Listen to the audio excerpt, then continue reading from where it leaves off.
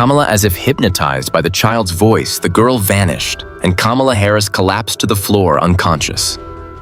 Hello, folks. It was a stormy evening when something strange happened at Number 1 Observatory Circle, the official residence of the Vice President of the United States. And ever since that night, a question has haunted many. Did Kamala Harris see a ghost? The date was late October 2023.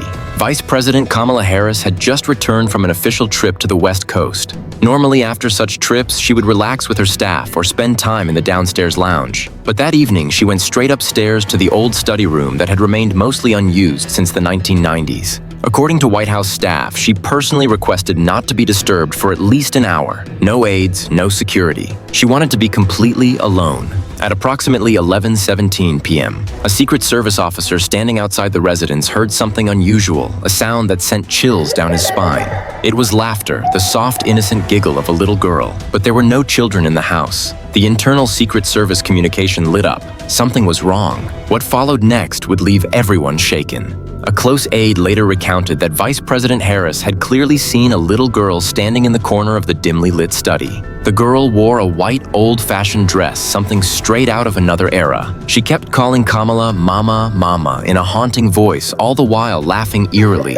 Kamala, as if hypnotized by the child's voice, moved toward her, ready to embrace her. But just as she reached out, a Secret Service officer rushed into the room. And in that instant, the girl vanished and Kamala Harris collapsed to the floor unconscious. She was rushed to a hospital immediately. When she returned home, her face was pale, her eyes vacant. She looked straight at the officials and asked a chilling question. Was there a child in this house tonight? The answer, of course, was no. That room had been locked since 1998. And was only used for storing old documents. There were no cameras, no computers. The lighting barely worked. Since that night, Kamala Harris has never stepped into that room again. A staff member revealed that within a few weeks, a local priest was brought in quietly to bless the room with no official statement or media notice. In the days that followed, Harris became unusually quiet. Withdrawn, one close colleague said, "Whatever happened that night shook her to the core. She didn't talk about it, but we could see it in her." If you want to hear more hidden, terrifying, and political mysteries like this, subscribe to our channel, share this video, and don't forget to like it. We'll return with another unsolved secret soon. Until then, keep your eyes open.